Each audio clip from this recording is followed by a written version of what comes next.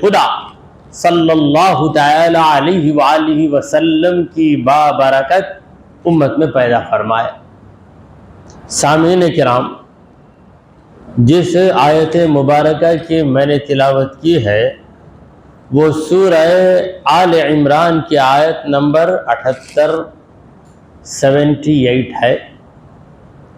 اللہ رب العزت فرماتا ہے وَإِنَّ مِنْهُمْ، یقیناً ان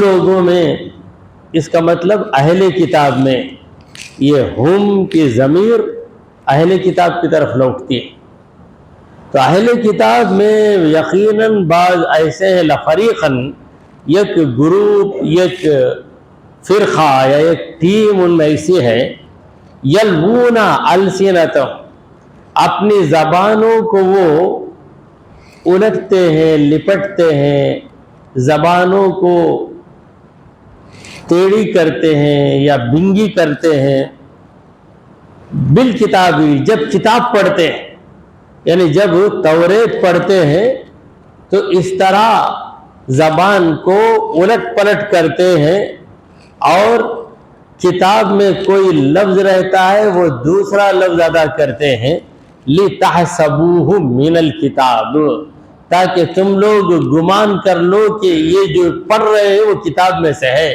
وَمَا هُوَ مِنَ الْكِتَابِ، حالانکہ وہ کتاب میں نہیں ہے۔ وَيَقُولُونَ، اور یہ لوگ کہتے ہیں اہل کتاب، ہوا من عند اللہ، وہ بات اللہ کی طرف سے ہے، وما ہوا من عند اللہ، حالانکہ وہ اللہ کی طرف سے نہیں ہے، وَيَقُولُونَ عَلَى اللَّهِ الْكَذِبَ، یہ لوگ اللہ پر جھوٹ بول رہے ہیں، وَهُمْ يَعْلَمُونَ، حالانکہ وہ جانتے۔ تو اہل کتاب کا یہ کالا کارنامہ، یہ مومنوں کو دھوکہ دینے کے لیے توریت کی آیتوں کو توڑ مروڑ کر پڑھتے تھے۔ اگر توریت کو صحیح پڑھیں گے تو حقیقت مصطفیٰ جلوگر ہو جائے گی، محمد عربی صلی اللہ علیہ وسلم کی شان نمایاں ہو جائے گی، کیونکہ ہمارے نبی کے ذکر مبارک کو اللہ نے صرف قرآن میں نہیں رکھا، بلکہ قرآن سے پہلے اترنے والی کتابوں میں بھی اللہ نے نبی کا ذکر مبارک کر دیا ہے۔ تو اگر صحیح توریت پڑھیں گے تو بات کھل جائے گی۔ وہ چاہتے تھے کہ یہ بات نہ کھلے، عظمت مصطفیٰ، حقیقت مصطفیٰ ظاہر نہ ہو، یہ ان کی کوشش رہی، مگر ان کی کوشش کیسے کامیاب ہو سکتی؟ تو گھٹا ایسے کسی کے، نہ گھٹا ہے نہ گھٹے، جب بڑھائے تجھے اللہ تعالی تیرا۔ عقل ہوتی تو خدا سے نہ لڑائی لیتے، یہ گھٹائیں اسے منظور بڑھانا تیرا۔ سب سے بڑا بیوقوف وہ ہے جو اللہ کی مخالفت کرتا ہے۔ اللہ کی مخالفت کر کے کیا کوئی بچ سکتا ہے؟ اگر کوئی کسی پھل کو توڑتا ہے تو لوگ اسے بیوقوف نہیں کہیں، اگر کوئی کسی بھی ڈبے کو توڑتا ہے لوگ اسے بیوقوف نہیں کہیں۔ کوئی جائے اپنی مٹھی لے کر کہے کہ میں اس پہاڑ کو توڑ دوں گا تو لوگ کہیں گے اس سے بڑا بد دماغ کوئی نہیں، کیونکہ پہاڑ کی جو قوت ہے اس کے سامنے اس کی حیثیت کیا ہے؟ تو اللہ تعالیٰ کے خلاف جو قدم اٹھانا چاہے اس سے بڑھ کر بیوقوف کوئی نہیں۔ دیکھیے ابو جہل، اس کا نام عمر بن ہشام یا عمرو بن ہشام تھا اس کا نام، مگر ہمارے نبی کریم صلی اللہ علیہ وسلم نے اسے کیا لقب دیا؟ ابو جہل۔ ابو جہلن ہے کہ سکون سے جہل، مگر اردو والے ہر چیز میں آسانی تلاش کرتے، لہذا اسے ابو جہل کہتے ہیں، اردو کی حد تک صحیح۔ مگر جب ہم عربی میں آ جائیں تو ہم کہیں گے ابو جہلن. ابو جہلن کا معنی کیا ہے؟ سراپا جہالت. تالو سے تلوے تک جہالت ہی جہالت ہے.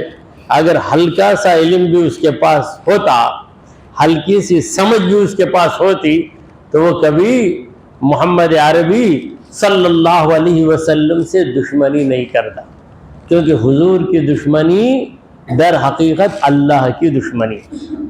تو اہل کتاب ان کے کئی سیاہ کارنامے، ایک دو نہیں، کئی سیاہ کارنامے، لیکن ان تمام سیاہ کارناموں کے پیچھے جو چیز چھپی ہوئی ہے وہ ہے عداوت مصطفیٰ، محمد مصطفیٰ صلی اللہ علیہ وسلم کی دشمنی. اور حضور سے دشمنی ان کو کیوں ہے؟ دو وجہ سے. پہلی وجہ حب دنیا، دوسری وجہ حسد. حب دنیا، اگر محمد مصطفیٰ صلی اللہ علیہ وسلم کی حقیقت کو ہم واضح کر دیں گے تو لوگ ایمان لائیں گے، ہم بھی ایمان لائیں گے. ہم جو لوگوں کو دھوکہ دے دے کر دنیا بٹور رہے ہیں، ہمارا یہ دھندا بند ہو جائے گا. یہ دنیا کی محبت میں انہوں نے رسول کریم صلی اللہ علیہ وسلم کا انکار کیا. اور دوسری وجہ حسد. کیوں محمد صلی اللہ علیہ وسلم کو نبوت ملی؟ یہ نبوت ہمارے خاندان میں کسی کو ملنا چاہیے تھا، کیسے ان کو مل گئی؟ یہ دو بڑی مصیبتیں سرکار دو عالم صلی اللہ علیہ وسلم نے ان دو بیماریوں سے بڑی سختی کے ساتھ منع کی. دنیا کی محبت کے بارے میں حضور نے کیا فرمایا؟ حب الدنیا رأس کل خطیئہ. دنیا کی محبت ہر غلطی کی جڑ ہے، ہر غلطی کی بنیاد. کہتے ہیں راس المال. راس المال کا مطلب کیا ہے؟ سرمایہ. سرمایہ، کیپٹل. بزنس کے لیے کیپٹل ہونا نا، کیپٹل ہماری سمجھ میں آتا ہے، اسی کو ہم اردو میں کہتے ہیں سرمایہ، عربی میں کہتے ہیں راس المال. تو سرمایہ کے بغیر آپ اپنی تجارت کیسے کریں گے؟ تو اسی طرح یہ جو دنیا کی محبت ہے یہ خطاؤں اور گناہوں کا سرمایہ ہے. جو ہی دنیا کی محبت آئی، آدمی گناہ پہ گناہ، گناہ پہ گناہ، گناہ پہ گناہ کرتا چلا جاتا ہے.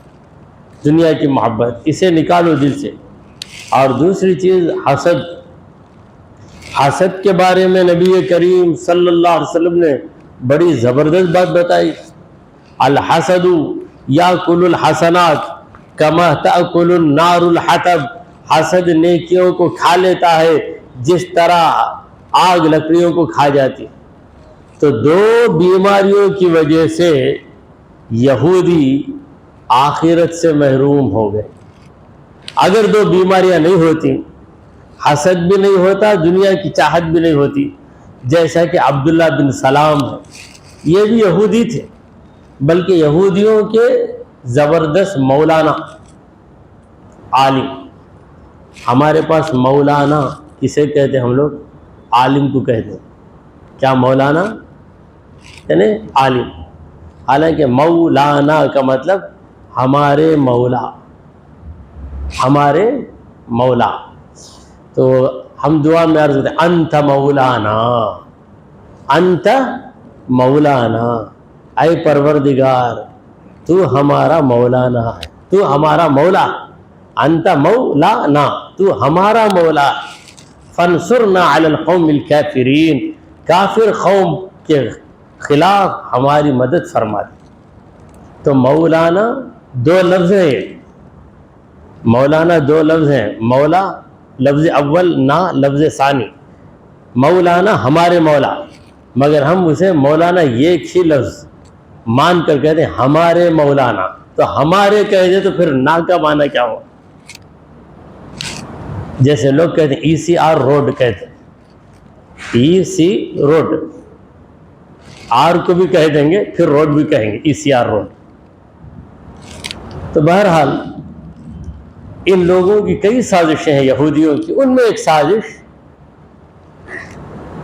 قرآن کی آیتیں تو مسلمان تلاوت کریں گے مگر توریت کی آیتیں پڑھ کر سنائیں گے، یہودیوں کو ہی سنائیں گے۔ جب پڑھیں گے تو زبان کو ٹیڑھی کر لیں گے تاکہ معنی بدل جائے۔ یہودیوں کی ایک سازش تھی سرکار دو عالم صلی اللہ علیہ وسلم کی دبی بے ادبی کرنا۔ کیسی بے ادبی کرنا؟ دبی بے ادبی، کسی کو پتہ بھی نہ چلے، بے ادبی بھی ہو جائے۔ صحابہ بڑے ادب و احترام سے عرض کرتے تھے راعنا یا رسول اللہ، راعنا یا رسول اللہ۔ اس کا مطلب کیا ہے؟ یا رسول اللہ ہمارا خیال کیجئے۔ کسی سے کہنا میرا خیال کیجئے یہ تو اچھی بات ہے، ادب و احترام ہے اس میں۔ کائنڈلی کنسیڈر اس، ہمارا خیال کیجئے، ہمارا خیال کیجئے۔ یہ ظالم یہود راعی عین زیر ای کو کھینچ کر اس میں یا ملا کر راعینا کہتے تھے۔ راعینا اس کا مطلب ہماری بکریاں چرانے والے، ہمارے چرواہے۔ کوئی اس کو ٹوک بھی دیا، نہیں بھائی راعینا بولا، کبھی بھی میں جو بولا تم غلطی سنتے نا۔ کہیں گے راعینا کے بجائے راعینا کہیں گے۔ اگر کسی صحابی کو بات سمجھ میں آ جاتی، کوئی پوچھ بھی دیتا ان کو کیوں میاں راعینا بولے، راعینا بولو نا، نہیں میں تو برابر اتنا بولا۔ تو یہ تھی، اللہ تعالیٰ نے جڑ سے کاٹ دیا، جڑ سے کہ اللہ نے کہا یا ایھا الذین آمنو، اے مومنو سنو، لا تقولوا راعینا، تم لوگ راعینا بولنا ہی بند کرو۔ میں تمہیں ایک ایسا لفظ سکھاؤں گا کہ یہودیوں کو بے ادبی کرنے کا موقع ہی نہیں ملے گا، لفظ کو ٹیڑھا بنا کر بولنے کا موقع ہی نہیں۔ وقولوا انظرنا، اے مومنو نبی کی کوئی بات تمہاری سمجھ میں نہ آئے تو کہو انظرنا، یا رسول اللہ ہم کو دیکھیے۔ نظر ینظر صرف ہے، نظر ینظر نظرا فهو ناظر، الامر منہ انظر لینظر، انظر نا اے نبی ہم پہ نظر کیجئے، ایسا بولیے۔ اب یہودیوں کو بھی یہی بولنا پڑے گا، راعینا بولیں گے تو پھنسیں گے، کیونکہ اللہ منع کر دیا۔ اچھے کام سے بھی اللہ منع کرتا ہے۔ راعینا کام اچھا ہے مگر مقصد برا تھا ان کا، مقصد برا رہنے کی وجہ سے اللہ تعالیٰ نے انہیں منع کر دیا، سارے مومنوں کو ہی منع کر دیا۔ صحابہ نے اس حکم کے نازل ہونے پر اسی پہ عمل کرنا شروع کیا۔ اب یہودیوں نے سوچا کہ اب کیا کریں گے، بے ادبی کرنے کا موقع چلا گیا۔ ارے ظالم ہے وہ، جو خوش بخت ہے وہ ادب کرنے کا موقع تلاش کرتا ہے اور یہ ظالم بے ادبی کرنے کا موقع تلاش کرتا ہے۔ تو یہ یہودی اپنی زبانوں کو ٹیڑھی کرتے ہیں۔ لوا یلوی کا معنی ہے مروڑنا، بینڈ کر دینا۔ لوا یلوی یہ ہے فعل، لوا یلوی سے یلوونا السنتہم، اپنی زبانوں کو، بالکتابی، کتاب پڑھتے وقت، یعنی ان کی جب گفتگو ہوگی تو بالکل صاف صاف بات کریں گے۔ رب کی بات جب سنائیں گے تو زبان کو الٹ پلٹ کر سنائیں گے۔ لی تحسبوہ، تاکہ اے مومنو تمہارا گمان ہو جائے، من الکتاب، و کتاب میں سے، جیسا کہ غلط فرقے والے کرتے۔ غلط فرقے والے حدیث کو پیش کر کے اس کا ایسا مطلب بیان کرتے کہ سامنے والا سمجھے کہ بات ویسی ہے، اس کے معنی میں رد و بدل کر دیں گے۔ وما هو من الکتاب، حالانکہ وہ کتاب میں سے نہیں ہے۔ لہذا اے مومنوں، یہودیوں کی ہر بات پر بھروسہ نہ کرو، چونکہ ان کی بات صحیح بھی ہو سکتی ہے، غلط بھی ہو سکتی ہے۔ سرکار دو عالم صلی اللہ علیہ وسلم نے فرمایا وحدثوا عن بنی اسرائیل، بنی اسرائیل کوئی اچھا واقعہ بیان کرے تو اس واقعے کو تم بھی بیان کرو، مگر جب وہ کسی بات کی خبر دیں فلا تصدقوہم ولا تکذبوہم، ان کی تصدیق بھی مت کرو، ان کی تکذیب بھی مت کرو، کیونکہ تم تصدیق کر دیں گے غلط ہو تو تمہاری تصدیق غلط ہو جائے گی۔ اگر وہ صحیح واقعہ بیان کریں اور تم غصے میں انکار کر دو تو تمہارا انکار کرنا غلط ہو جائے گا، لہذا سکوت اختیار کر لو، علم کو اللہ کے حوالے کر دو۔ اللہ اعلم بالصواب، اللہ بہتر جانتا ہے صحیح کیا ہے، رب جانتا ہے۔ تو ان کی کئی سازشوں میں ایک سازش تھی تاکہ مسلمان ان کی آوازوں اور ان کے لفظوں سے یہ سمجھ جائیں کہ وہ جو بات کر رہے ہیں وہ کتاب کی بات ہے۔ وَيَقُولُونَ هُوَ مِنْ عِنْدِ اللَّهِ، بغیر کسی ڈر کے کہتے ہیں کہ وہ اللہ کے طرف سے ہے، اللہ کے طرف سے ہے۔ وَمَا هُوَ مِنْ عِنْدِ اللَّهِ، حالانکہ وہ اللہ کی طرف سے نہیں، اپنی طرف سے بات سنا کر یہ کہہ دینا کہ اللہ ہی نے یہ حکم دیا، یہ کتنی غلط بات ہے۔ وَيَقُولُونَ عَلَى اللَّهِ الْكَذِبَ، اللہ پر جھوٹ بول رہے ہیں یہ یہودی، اور نادانی کی وجہ سے نہیں بول رہے، نادانی سے نہیں، وَهُمْ يَعْلَمُونَ، وہ اچھی طرح جانتے ہیں کہ وہ، یعنی جھوٹا یہودی یہ جانتا ہے کہ میں جھوٹا ہوں، پھر کیوں بولتا ہے؟ اگر جھوٹ نہ بولوں تو کیا کیسے بگاڑوں؟ ایک مومن کو بگاڑنا ہے تو جھوٹ بول کر ہی بگاڑنا ہے نا۔ تو ایسے شرعی مسائل میں بھی بہت سے لوگ غلط بات بتا کر مسلمانوں کو بہکا دیتے ہیں اور غلط راستے پہ لے جاتے ہیں۔ اب ماہ رمضان آتا ہے، ماہ رمضان میں سحری افطار کے موقع پر بہت سی پریشانیاں ہو جاتی۔ افطار کب کرنا، افطار روزہ کھولنا کب کھولنا، غروب آفتاب کے وقت کھولنا، یہ مسئلہ ہے، مگر غروب کب ہوتا کسی کو پتہ ہے؟ آسمان دیکھ کر بیٹھتا کیا کوئی؟ وہ جو جدول ہے، ٹائم ٹیبل، چارٹ، اس پر بھروسہ کر کے ہی اس پر بھروسہ کرتا، پہلے جدول پر، پھر دوسرا بھروسہ کیا کرتا؟ گھڑیال پر کرتا، دیکھتا 5:17 5:17 کو دیکھ لیتا، پھر گھڑیال کو دیکھتا۔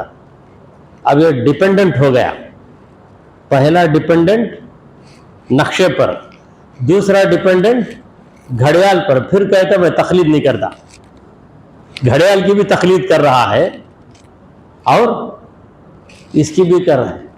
ہمارے بزرگوں نے کہا کہ 6:17 یہ تو وقت ہے، مگر غلطی سے کچھ آگے پیچھے ہو جائے، اگر 6:17 سے 1 منٹ پہلے بھی تم نے ایک قطرہ بھی حلق سے اتار لیا تو تمہارا روزہ گیا۔ اس لیے 10 منٹ کا وقفہ دو 6:27 تک، تاکہ اگر گھڑیال میں بھی کبھی غلطی ہو، گھڑیال کبھی فاسٹ ہو جاتی ہے، تب بھی آپ کو پریشانی نہیں، یعنی غروب آفتاب ہو کر چند منٹ کے بعد افطار کر لینے میں کوئی پریشانی نہیں، تمہارا روزہ سیف رہے گا۔ آج لوگ کہتے ہیں نا سیفٹی میجر، احتیاطی تدبیر، اردو میں احتیاطی تدبیر، سیفٹی میجر ہم لیتے ہیں نا، تو سیفٹی میجر لے کر ہمارے بزرگوں نے کہا کہ 6:17 کو غروب ہوتا تو 6:27، نہیں برابر 6:17 کچھ کروں گا، گھٹ گھٹ پیتے، اس کے بعد بنا تھا گھڑیال 2 منٹ فاسٹ تھی، 6:15 کو کر لے آئے. اب اس کا روزہ رہا، یہ رہا روزہ گیا، یہ تو رہ گیا روزہ گیا، اب قضا کرنا روزہ. تو یہ پریشانی. بھائی حدیث میں غروب ہوتی ہیں، حدیث میں کیا ہے؟ غروب کے بعد ہے. بعد کا مطلب کیا؟ کچھ دیر بعد. اسی طرح سحری میں بھی بڑی پریشانی. صبح صادق کب ہے؟ صبح صادق اگر 5:05 کو صبح صادق ہے تو 5:05 تک اگر کھائے گا، غلطی سے 5:06 کو ہو گیا، بیکار. تو 15 منٹ پہلے 20 منٹ پہلے ختم کر لو. کبھی کیوں 20 منٹ وقفہ دیتے؟ 20 منٹ دے دیں گے وقفہ، پورے آپ سحری سے فارغ ہو گئے، کسی وجہ سے آپ کو ٹھسکا لگا یا پانی کی ضرورت پڑی تو یہ 1-2 گھونٹ پینے کی گنجائش رہتی ہے وقت میں. برابر 5:07 تک میں بھرتا رہوں گا، ذرا بھی ایک دانہ بھی اس کے بعد چلے گیا تو دانا نہیں، تو ناداں ہو جاتا ہے. کیا ہو جاتا ہے؟ ناداں ہو جاتا ہے. نہیں میں حدیث پہ عمل کرتا ہوں، حدیث پہ عمل کرتا ہوں. اگر کوئی شخص کہے بھائی فلائٹ جو ہے کتنے بجے ہے؟ فلائٹ 5 بجے ہے، برابر 5 بجے میں جا سکتا. خیر وہاں پر تو چلتا نہیں، پہلے چلے جانا، نہیں تو گیٹ بند ہو جاتا. ٹرین ہے برابر 5 بجے ہے تو 5 بجے ہی جا سکتا. بھائی جلدی چلے جاؤ بھائی، ٹرین مس ہو جائیں گی. وہاں پر سیفٹی میجر اپنا تھا، اب یہاں پر بھی سیفٹی میجر اپنانا نا. سحری صبح صادق تک کر سکتے، لیکن اتنی دیر مت لگا، اس سے کچھ پہلے ہی ختم کر لو تاکہ کسی بھی غلطی کی وجہ سے تمہارا روزہ برباد نہ ہو جائے. یہ ہمارے بزرگوں کی سمجھ. تو یہ جو ہیں جن کو قرآن کی تلاوت صحیح کرنے نہیں آتا، یہ بزرگوں پر انگلی اٹھاتے. کیا اب پرانے لوگاں کر ڈالے سو کام آئے سو، کائی کو 10 منٹ بعد کیا آواز دیتے سو، اس کے پہلے ہم کھا لیتے ہیں. غلطی ہو گئی تو تم سے ہوتی ہے غلطی ہو گئی.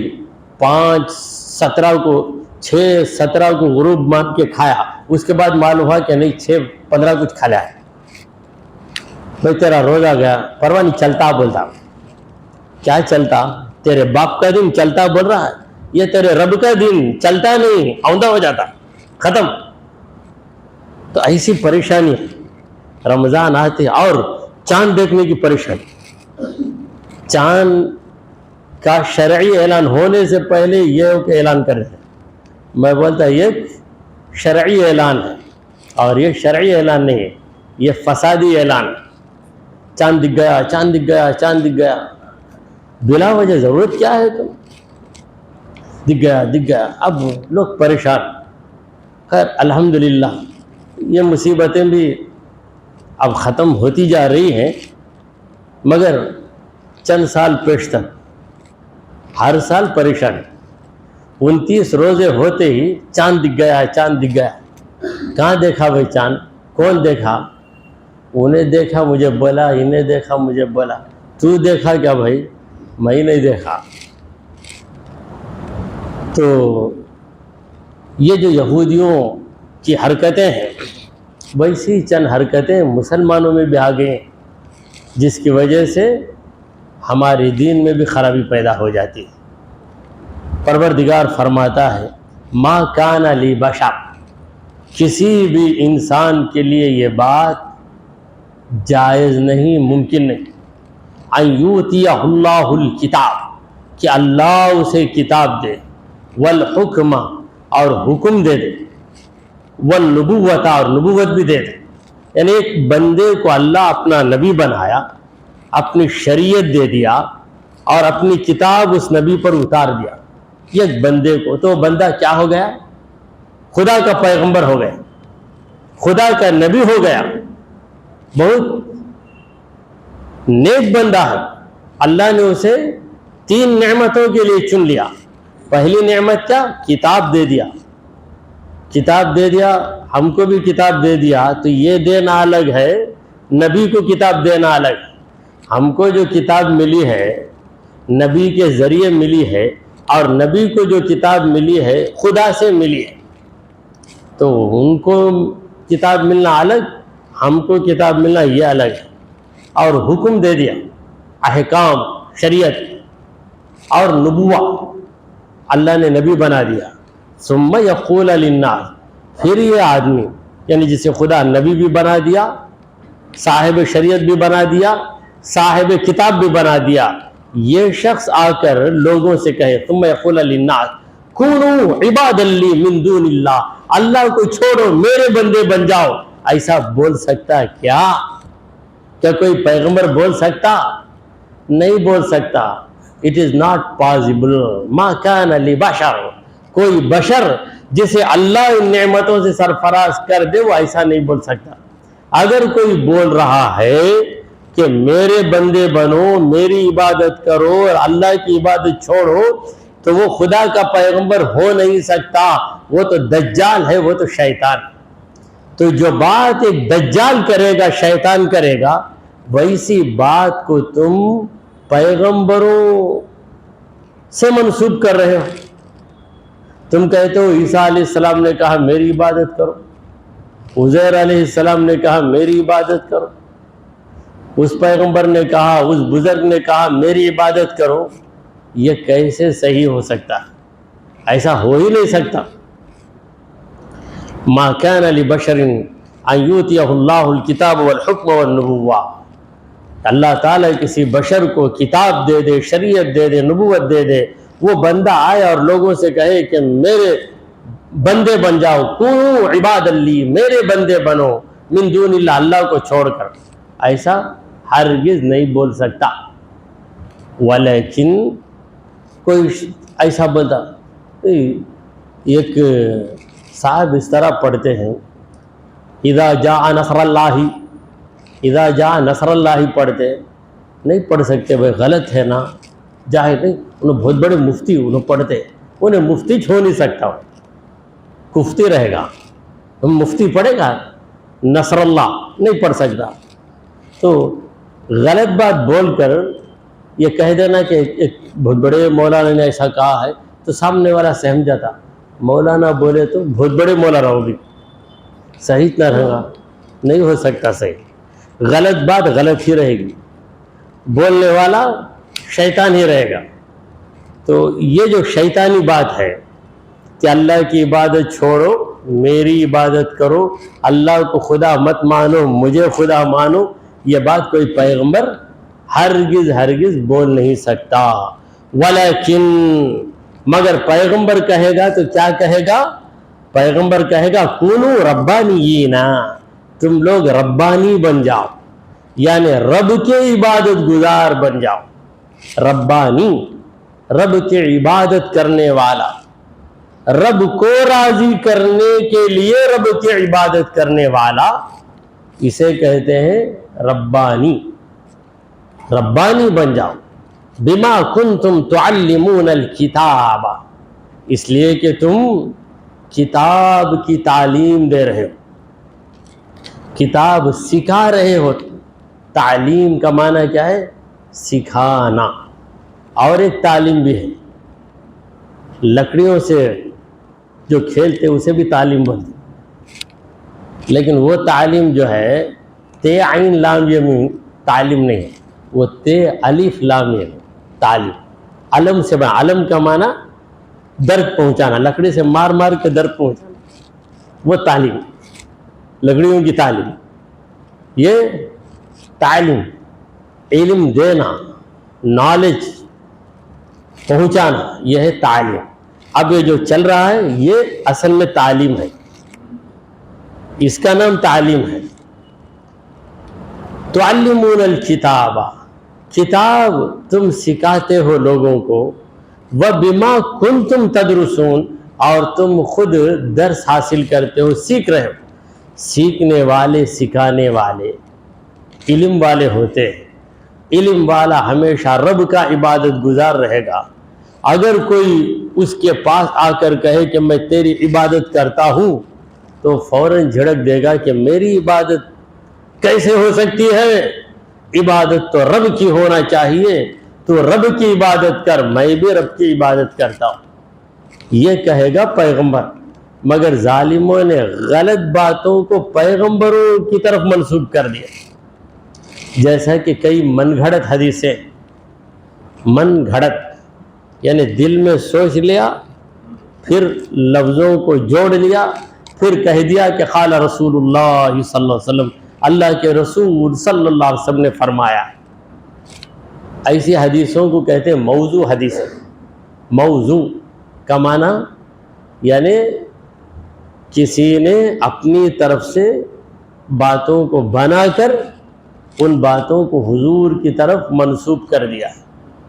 ہمارے محدثین نے چھانٹ دیا، پیوریفائی کر دیا، صحیح حدیث کیا ہے اور موضوع حدیث کیا ہے۔ تو دو وجہ سے وَلَا يَأْمُرَكُمْ أَن تَتَّخِذُوا الْمَلَائِكَةَ وَالنَّبِيِّينَ أَرْبَابًا، اور کبھی کوئی پیغمبر یہ حکم نہیں دے سکتا کہ تم فرشتوں کو، پیغمبروں کو رب بنا لو، فرشتے کی عبادت کرو یا کسی نبی کی عبادت کرو۔ کوئی پیغمبر ایسا کہہ نہیں سکتا۔ ہاں یہ ضرور کہے گا کہ فرشتوں کی عزت کرو، تعظیم کرو، نبیوں کی تعظیم کرو۔ تعظیم الگ چیز ہے، عبادت الگ چیز ہے۔ تعظیم کا معنی ہے کسی بھی خصلت میں خود سے بڑا سمجھنا۔ شاگرد استاد کی تعظیم کرتا ہے کیا سوچ کر کہ استاد مجھ سے بڑھ کر ہے علم کے اندر، اور چھوٹی عمر والا بڑی عمر والے کی تعظیم کرتا ہے سوچ کر کہ ان کا تجربہ بڑھ کر ہے۔ مگر عبادت کرنے کا معنی کسی کو خدا ماننا، خالق مان کر اپنے دل کو اس کے آگے جھکا دینا کہ یہی میرا خالق، یہی میرا مالک ہے، یہی مجھے رزق دے رہا ہے۔ یہ کام صرف اور صرف اللہ کے لیے جائز، دوسروں کے لیے ناجائز۔ تو ایسا ناجائز کام یا ایسا غلط عقیدہ کیا کوئی پیغمبر سکھائے گا؟ ہرگز نہیں سکھائے گا۔ یامرکم بالکفر، کیا پیغمبر تمہیں کفر کا حکم دے گا؟ بعد اذ انتم مسلمون، تم تو مسلمان ہو گئے، مسلمان ہونے کے بعد۔ ارے پیغمبر نے تمہیں مسلمان بنایا، پیغمبر تمہیں مسلمان بنا کر کیا پھر تمہیں کفر کی طرف لے جائے گا؟ ہرگز نہیں ہوگا۔ پیغمبر پہلے جو کہتا ہے وہی بات آخر تک کہتا ہے۔ ایسا نہیں پہلے کہا کہ اللہ کی عبادت کرو، ایک پیریڈ ہو گئی، اب ذرا چینج کر کے دوسرے کی عبادت کرو، کیا اس طرح پیغمبر کہے گا؟ ہرگز نہیں کہے گا۔ پیغمبر کی یہ اچھی بات ہے، بلکہ تمام پیغمبروں کی یہ اچھی بات ہے کہ صرف اور صرف اللہ کی عبادت کرو۔ تو الحمدللہ سورہ آل عمران کے 8 رکوع ہو گئے، 80 آیتیں ہو گئی۔ 8 80 عدد اچھی طرح یاد رکھ سکتے ہیں۔ آل عمران کی 8 آیتیں اور سورہ آل عمران کی 80 آیتیں ہو گئیں۔ تو ہمارا یہ جو تفسیری سال، اسے کہتے ہیں اردو میں تعلیمی سال، انگریزی میں کہتے ہیں اکیڈمک ایئر، اسی طریقے سے ہمارا بھی اکیڈمک ایئر ہے۔ شوال سے شروع ہوتا ہے، شعبان میں ختم ہو جاتا ہے۔ یہ شعبان کا آخری اتوار ہے، مگر رات پیر کی ہے۔ ہمارے پاس پیر کی رات، سب کے پاس اتوار کی رات، ہمارے پاس مغرب ہوتے ہی پیر لگ گئی، تو یہ پیر کی رات ہے۔ کل پیر کا دن ہو کر مغرب لگے گی، منگل کی رات۔ ہمارے پاس رات پہلے ہے، دن بعد میں ہے۔ تو ماہ رمضان میں تو تفسیر موقوف رہے گی، رمضان کی مصروفیات ہے۔ پھر انشاءاللہ تعالی رمضان کے بعد شوال کے مہینے میں یہ سلسلہ دوبارہ جاری ہوگا۔ دعا کیجئے کہ پروردگارا ہم نے جو کچھ کہا اور سنا اسے قبول فرما لے۔ اے اللہ ہمارے گناہوں کو معاف فرما، ہماری خطاؤں کو درگزر کر دے۔ اے رب العالمین ہم پر تیری رحمت نازل فرما۔ اے اللہ ماہ رمضان ہم سے بہت قریب ہے، ماہ رمضان کی برکتوں سے ہمیں سرفراز فرما دے، ماہ رمضان میں غفلتوں کو ہم سے دور کر دے، تیری عبادت کی طاقت ہمیں عطا فرما، ذوق عطا فرما، شوق عطا فرما، ہمت عطا فرما۔ اے رب کریم ہمارے اندر اخلاص کا جذبہ پیدا فرما، ریاکاری کو ہم سے دور کر دے، ہم کو ریاکاری سے دور کر دے۔ اے پروردگار ایسا ہم پہ کرم کر دے۔ وصلی اللہ تعالی علی خیر خلقہ سیدنا وحبیبنا ومولانا محمد وعلی آلہ واصحابہ اجمعین۔